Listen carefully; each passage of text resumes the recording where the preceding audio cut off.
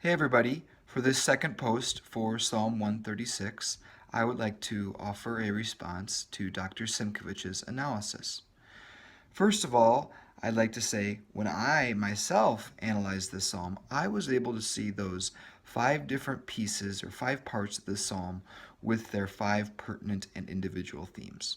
Those being thanksgiving, creation, the creation story, the story of the Exodus, Israel in the wilderness, and lastly, a combination of Exodus and Israel in the wilderness to get back to that thanksgiving that was in the first pertinent piece of the psalm.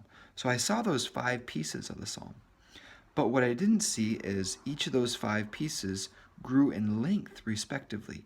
They got longer and longer, growing from 4 in the beginning with Thanksgiving, to 5 in the creation story, to 6 with Exodus, to 7 as a personification of Israel in the wilderness, back to 4 in the concluding section.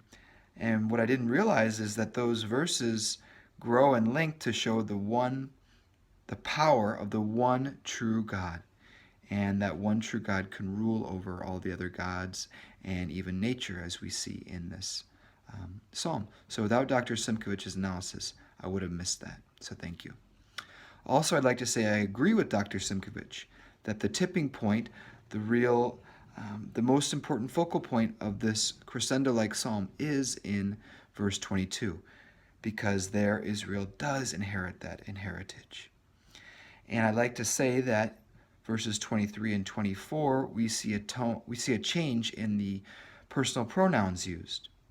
We go from third person to second person. So we see this.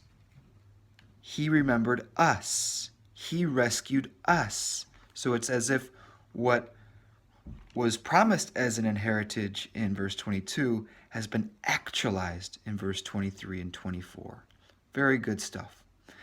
Lastly, I'd like to say Psalm 136 can't be read without some kind of mention of Psalm 135. It's almost seeming as if these two psalms go together, because so many of the language and theme patterns are so similar. We see thanksgiving, we see creation, we see Exodus, and we see praise of the one powerful true God in both of these Psalms, 135 and 136.